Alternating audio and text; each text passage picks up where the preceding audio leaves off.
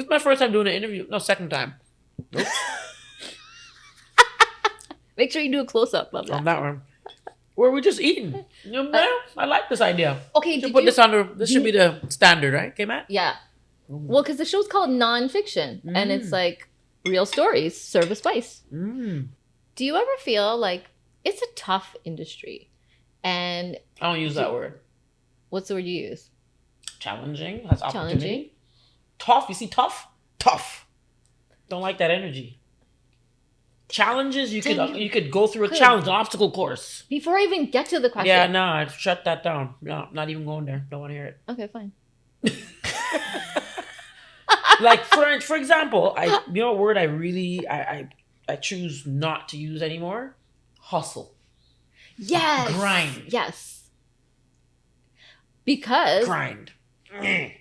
No, but also because it's You know what I mean? it's also glorified. And I don't think the hustle necessarily should be glorified. Like, I think of my kids as an example. Like, I have my kids both in one activity, right? People are like, oh, you really underscheduled your kids. And I'm like, they're kids. Yeah. I don't want them to be in like gymnastics on Monday and basketball on Tuesday and this on swimming. Like, I didn't go to all that shit when I was a kid. I went to maybe a swimming lesson in the summer.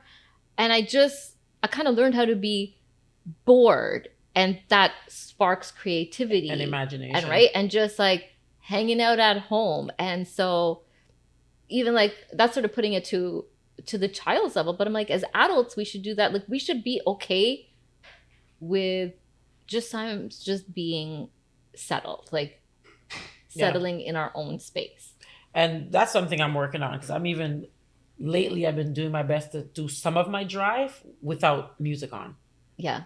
Without something else, just there's so much distraction. Like put on a podcast, turn on the radio, put on Spotify, put on an audiobook. But it's just like, but how about just stillness? Like, you know what I mean? And so it's interesting that you say that because I also don't believe I would be this strong and I wouldn't have mastered my music if I had a lot of things going on when I was younger. Yeah. Right. So sometimes there's this whole notion about like how many balls could you juggle type thing. You know what I mean? Yeah.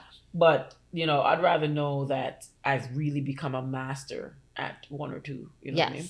And I believe in that too. Like they're always like, oh, like you have to find the right balance. To me, there is no such thing as balance. To me, it's more like at different times we have to prioritize things. Like I don't think I could. When I'm at work, I'm not 100% thinking about my kids. And same when I'm at home, I'm not 100% thinking like, I don't think there's balance. I think when I'm at work, I'm prioritizing that. And when I'm at home, I'm prioritizing that. And everybody might not agree, but to me, that's how I see it. And even like on the trajectory of a career or personal, like I feel like there's different things that you prioritize at different times.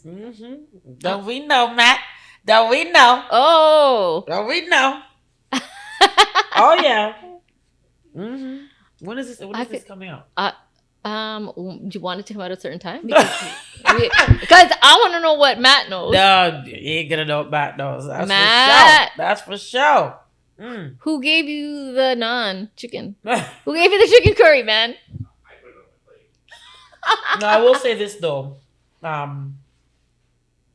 People used to say work-life balance. Yeah. Yes. That. I say work-life harmony. Ooh, and I use the like music term. Yes. Because it takes 3 notes to blend to make harmony. I think people are trying to balance, hopping on one leg, balance. But when you could harmonize, harmony makes a very beautiful sound. And it's a blend of 3 notes. You could blend your lives. So too many of us are afraid to color over the line. It's like time to just kind of shade into the next. Yes. Shade into the next. Right? Because what I believe fundamentally is how you do one thing is how you do everything. If you're a shit mom, you're a shit CEO. Right? So you do bring the fundamentals, the life skills are transferable. Yeah. 100%. It's people choosing to be like, this is what a wife is. This is what a CEO is. This is what a... To me, you're stiff. You're constipated. Your whole life is constipated. Right? You need to get some sort of enema. Delcalox? You know what I mean? I don't use those unnatural things. But you need to get some sort of life enema because like, you wake up one day and it's like these people who have a lot of resource and your kid just wanted a hug. Yes. Kid wanted to climb in bed with you. Yeah. One thing I give my mom so much credit for, that regardless of her being, a mom who became single and working and taking care of us, I could climb on her bed. Mm-hmm. And I used to always pinch her elbow. It's just a strange thing. It's just a thing. Oh my God, I used to do that to my grandma. Yeah. This is what I remember. Yeah. Not the Patrick Ewing. Goosebumps, because my grandma's passed away so long, and I used to do that. I used to pull her elbow. Her elbow, right? So those are those moments. Doesn't matter if she was able to get me the Nikes or the Filas or paid for my Scholastic books or the hot dog day and pizza day. All the things, school pictures. She did all the things for us. Yeah. But it's this little twisting of the elbow. Yeah. In her bed. That's one of my fondest memories. And her allowing me to do it. Some parents would be so tired. Oh, God, get off her. Yeah. Nah. I have a picture of us. Before 2016. She wasn't sick yet, and I was just in the bed with her. I have them all on my phone. Yeah. Grown. Anytime I wanted a sense, when I was going through stress or anything in my life, as a grown up, I'm talking 40 years old, I would drive to Markham Road and just go in her bed, lay on her couch, just be with her. She'd be asleep. I'm just go to bed with her. I love that. Yeah. Thanks. I actually never shared that story before, so that's the first time I've ever shared that. Funny. Oh.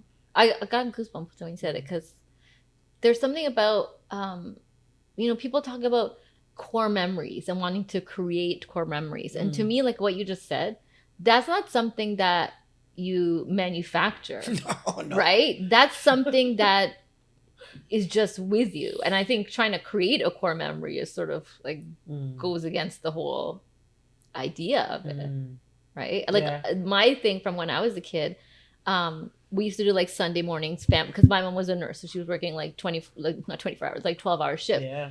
But when she was off every other Sunday, we would call it family sleep, and me and my brother would get into the bed as well. Sunday mornings, we all kind of like were hugging in the bed, like talking and like just laughing. And now that stuck with me, like how much it wasn't anything big. It was just like we used to just love doing Sunday sleep, right? It's impactful though. Yeah. And now, so with my kids, since they were like babies, like they know Sunday sleep and they come in and we all just like traditions. Yeah. And it's like a little thing, but I think it's going to stay with them. And that's not why I'm doing it. It's because I loved it so much as a kid. Yeah, exactly. It's core memories. It's traditions. What's helped me, I try to encourage others as well as it pertains to grief. Because every Sunday would be at my mom's when I was home. Like the family would still be there if I was on the road. Yeah. But what my therapist helped me to understand is, rather than look at Sunday as the sadness, we don't have it anymore, you create a new tradition. Yeah. Right? And so that's all it is. People think that they're grieving, like you're grieving the tradition. You're grieving the absence. Yeah, you miss the person, but it's really that absence part of it. Right? Mm-hmm. And so we're just creating new traditions, and it's fun. I love that. And I think you help a lot of people in your openness of your grieving and all. The very first time I saw you in person was, do you know that cause after breast cancer? Oh, yeah. So I used to help them out a lot. We do hosting and emceeing for them. Mm-hmm. And you performed at, maybe more, but you performed at one at least that I saw you at. And I think everybody was over. When I was in the circle? Yeah, in the circle. In the circle. So that's the first time I had met you in real life, like live, whatever, in person. Yeah. And I mean, everybody, I think the whole room like felt this emotion, and you were emotional as well. And I think people gravitate to that. People want to see real. They want to see raw. That's what resonates, because we're all humans going through that. Yeah. Thank you. I think people just need to recognize that they have permission to do the same. So this is where, when people who are like, when some people DM me like, one person recently said, it's so cool that you're comfortable sweating on your Insta stories. I know, total left turn. I'm like, well, yeah, I sweat. She's like, I wouldn't be comfortable showing my sweat so close. And I'm like dripping on my Peloton, right? But I'm happy that, because what compels somebody to? Well, vanities are certain. We're in a different place of filters. Yeah. Are you hearing what's happening with this next generation here? I don't know what it is, Gen X or Gen Z, one of the alphabets. No, I'm Gen X. What are you? We're Gen X? I'm 45, so I'm Gen X. 46. So okay, so we're Gen X. Okay, so was it Gen Z? They're Gen Zs. Yeah. Okay, so Gen Z. Because they're in their filter mania. Yeah. That whole generation is fucked. Well, we're allowed to say that too. I don't know. Okay. Holla. So anyway, I digress. They basically they're so used to Botox. Like it's normalized. Oh my God, Jully. And I'm not anti-Botox. No, but does a 20-year-old? Why is a 20-year-old saying, "Oh, I gotta fix these wrinkles"? All they know are filters. Oh my God. It's like COVID babies that didn't know what people look like. It's like, oh yeah, like I'm your mom. I'm like scared of their mom's face. You know what I'm saying? Thought their mom only had and their dad was just eyes. All of a sudden, there's something moving under there. Scared. Right? Yes. Scared. Can you imagine? No, your kid, I you can't. delivered, you labor pain, running from you. You're trying to like, come, I gotta breastfeed you. They're like, no, I'm scared, I'll starve. You know what I mean? They can't breastfeed. The baby has a mask on. Yeah, no, I'm saying that. Right, all of that, right?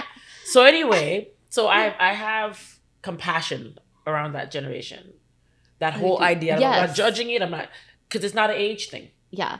I'm not judging it, but where I feel like is, especially when it comes to things like Botox and all of these different procedures, I wrote an article about it like for a newspaper because there's no regulation at all in Canada. And so I interviewed a few different people who do this, and I went to one plastic surgeon. He said, the amount of patients I take a day, I turn away because they're coming to me with a filtered picture of themselves or of somebody else, Jenner or whatever, and they're like, make me look like this. And he's like, first of all, I can't. Second of all, you're 18 years old and your face is still changing and growing, and he goes like, I don't feel right. He goes, I know they will leave my office and just go to the next guy who will do it. At least he has integrity. Yeah. But I think that's great integrity because I did interview other people and they're like, yeah, if somebody wants it, I'll do it. And I feel like we should have some like an age restriction. Like if we need to be a certain age to have liquor, I think we should be a certain age to have stuff injected into our body. Like it is a medical. 19. It's a medical procedure. 18, 19. But I'll see, like, I don't know. I feel bad for them because they feel like they need to be perfect. I don't even know if it's perfect. It's like computer generated. The only thing I will say, I'm going to like go on the flip side now, is America, for example, I could go back to I'm going to show my age, but I don't mind because I already said I'm 46. I'm going to go back to like the Dynasty, Knots Landing, like soap opera era, right? Yeah. Yeah, I'm going back. Dynasty. Knots Landing. Dallas is what I want. Who killed JR? Who killed JR?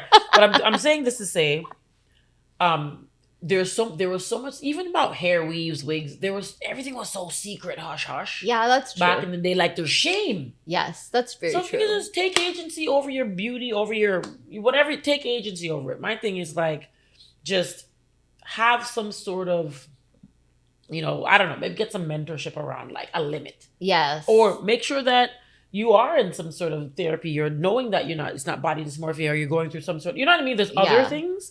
But like on the flip side, I'm like, yo, at least you're not hiding it. Yeah. You're like, yeah, that's true. My age, my era, I was trying to hide my mustache with a yellow mustache. Really? There's like bleaching because there was only think about it back then. You could only like do stuff for white skin. Right. So yeah. So it's like, I wasn't looking for a blonde mustache. Right. Okay. You take it though. Hey. Yeah, I do agree. I like that there's more transparency. What I don't like as well about that kind of stuff, I don't know why I have like such a beef about this, is because accessibility. These procedures, it's not like going out and buying a nail polish. These are expensive procedures. And then if that's not accessible, but that's the norm, where are people going to go and get these? Like they're going to do this at unsafe places. Well, I mean... So... When you grow a third boob, you might decide otherwise. So at the end of the day, I mean, I'm not even trying to be insensitive. I guess it's just about lived experience. That's what I'm trying to say. We only gain wisdom through experience.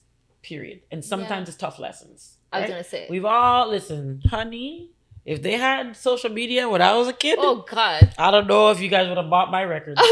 I'm telling you, I don't know if you. Jully from the block was a whole other. I feel bad for them because you're gonna screw Jully up. From the block, growing up, you're gonna screw up a lot. Yeah. You're gonna do, and now it's put on blast. Exactly. And the sad thing about that is like this is where the cyberbullying, or this is where people are. There's just a higher rate in people hurting themselves, right? So, your inner circle is important. Your family life's important. Yeah. Right. Having those resources in schools are important. The community is important, right? And just understanding that I tell like teens all the time, like, listen, enjoy it. You're not gonna be this for much longer. You're about to have bills, eh? Yeah. You're about to have, like, if you can afford it, like mortgage, rent. Yes. Like, enjoy. Yep. Like people trying to hurry up and move out. Don't move out. Oh no. Stay home. Stay as long as you can. Stay home. Finish your education. Stay home. Move in with your partner if you can. Yeah. Contribute to this household. It's a different time. Yeah. It's true.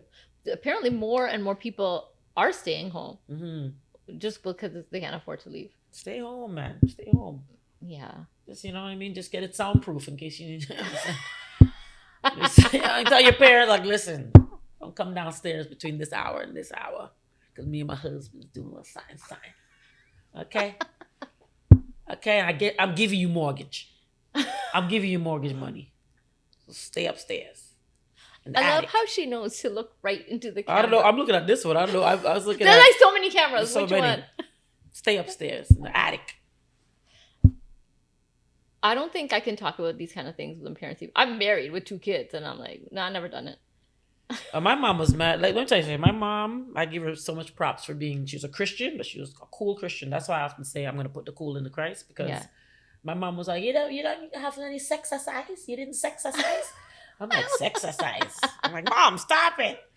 She's like, how you think me get you? How you think you come on this earth? Sexercise. I was like, oh my God. I'm like 80 years old or like 70. My mom was super dope. So that's why I'm this dope. That's my mom. I think that's important to have. Like, I'm going to have very different conversations with my mom. I mean, with my kids than my mom had with me. Yeah, it's a must. It's a different time, though. Right? Accessibility. These kids are on Pornhub. I didn't even know what a Pornhub is. I don't know what a Pornhub is. My girlfriend told me that her niece is in something called porno? No, it goes on. Is that like all fans or whatever? They checked her search. They checked her search, 14-year-old girl, and her search was Pornhub. I don't know what the Pornhub is. No, the search was how to get pregnant. I was like, how to not get pregnant? How to get pregnant? No, this is what. Yeah. Right? Yeah. Mine, when I got my period when I was 12. Yeah, this is the conversation my mom had with me. Like, this is how different time it was. I was like, Mom, I think I got my period. She yelled at me in the bathroom. She's like, do you know now you can get pregnant? And I was like, what? I'm like, I'm 12. There is no social media. Like, I don't know what's going on with anything. And I was like, well, what do I do? Here's a pad ticket. Yeah. Take it and go. Sounds similar. That was like our whole, that was the only remotely conversation we had around sex. Did she tell you to take off the thing so it could stick on your panty? Because mine didn't even tell me to take off the thing so it could stick. Here, put it on. I just put it. Yeah. No sticking. So, yeah, I want to have a different... I'm like, how does this thing stick? I'm seven sisters, by the way. No one told me how to make it stick. Thing just floating. The hell? True story. We got to keep it real, right? Yeah. No, well, but nobody told me. To the point, I went through a whole box first period because I thought anytime you see a drop of blood, you got to change it. Yeah. Wow. I was like, wow, how heavy is your period? Wow. But you don't know. Yeah, you don't know if people don't tell you. You don't know. This totally went off the rails. Like, we're eating. It's great. We're eating dinner. Where are we now? Because we don't have 2 hours. Oh, sorry. Yeah. Mm-hmm. Okay. Let's keep it real. We ain't got all day, girl. Okay. But we got naan. We ain't got naan all day. I want to know. Okay. I mean, this is lots of bread, but you know what? 2 things, and then I will let you go. I will let you eat. Okay, I'll wait because this one looks like a nice juicy piece. Yeah. 2 things. 2 things. Okay. So one, what do you have coming? What are you hiding that you need us to know about? You're gonna ask a Jamaican, what are you hiding? You know you're not getting it. Of course you're not getting it. What do you want to share? What should we be excited about? I'm excited about life. I'm excited about joy. I'm excited about, all of that. Just follow my stories. Follow my stories at Miss MISSJULLYBLACK. Follow my stories. You know, they're really yummy. Yummy stories. They're yummy stories. Yeah. So we always end the show with a new thing I like to call Dear Auntie. Instead of Dear Abby, this is Dear Auntie. All the questions? You got a lot of things up here. Let me see what you're supposed to ask me. You said you want to go, so I had to skip. I want to make sure you didn't skip a good one at least. Oh my God. Who's doing this interview, Julie? Let me see. Oh, she take my cue cards. No, I'm learning from you. I just learned how to print this size paper. Okay, well, those ones you could skip. See, I highlighted the ones I really wanted to get to. Okay, here. We're sisters, huh? That's what we're doing. Yeah, you're fine. You're fine. Okay, so let's play this fun game. Okay, it's fun. So it's Dear Auntie. Or is it Auntie Julie or Julie Auntie?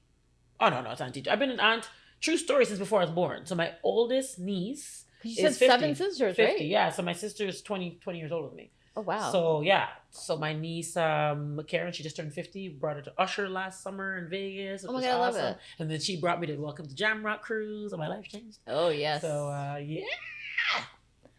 So it's Auntie Julie. Okay. But Auntie Julie. But I don't like this whole auntie, the way social media is making it auntie. Don't call me auntie. No. If I'm not your auntie. Okay. Like blood. Yes. Okay? Yeah, I don't like that. So Dear Auntie Julie, okay? Mm-hmm.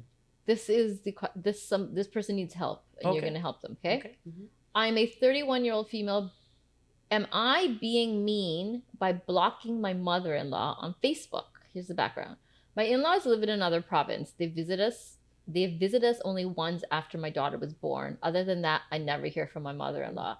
I've tried reaching out to her, no avail. She speaks to my son, replies to his messages, comments on his posts, but never speaks to me, so I blocked her.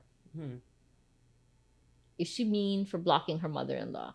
What should she do? I don't know. I mean, I think she should take it up with her husband. Her husband has to put his mother in check.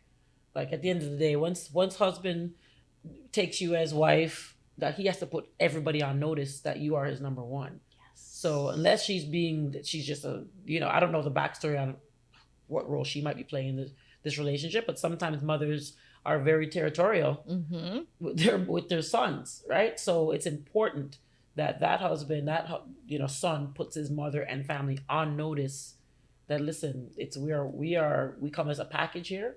And social media, she shouldn't let social media be the thing that steals her joy, because sometimes, so I actually don't subscribe to the block. Yeah. I subscribe to I choose not to answer. Yes. Right? So I get social media is different because it's not really an answer or not answer thing. I think that she probably, maybe the woman that's writing it is feeling some kind of way that her mother-in-law could see what's happening in their life when she's not really a part of the life. She's not choosing to be a part of it, right? Yeah.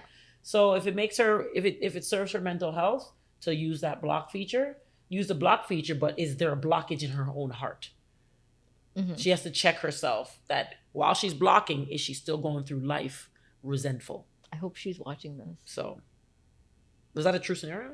Yeah. Oh, okay, sure. Okay. See, you just helped someone. Yeah, I'm good at this stuff. Very good. Okay. Now we can finish eating. Okay, well, thank you. This was fun. Thanks. Was it fun? Yeah. And the food is nice, too.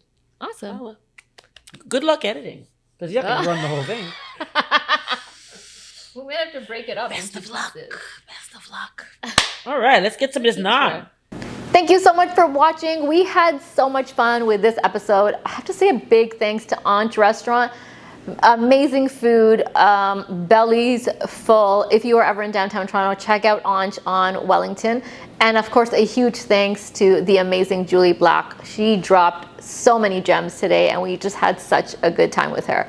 If you had a good time watching this, please subscribe. We are a small indie project and we would love your support. So subscribe, like, hit all the buttons you need. You know what to do. And follow us on Instagram and TikTok at Naan Fiction Show. If you're more of an audio podcast person, you can find us anywhere you get your favorite podcasts. Until next time, stay kind, stay compassionate, and keep it a little spicy.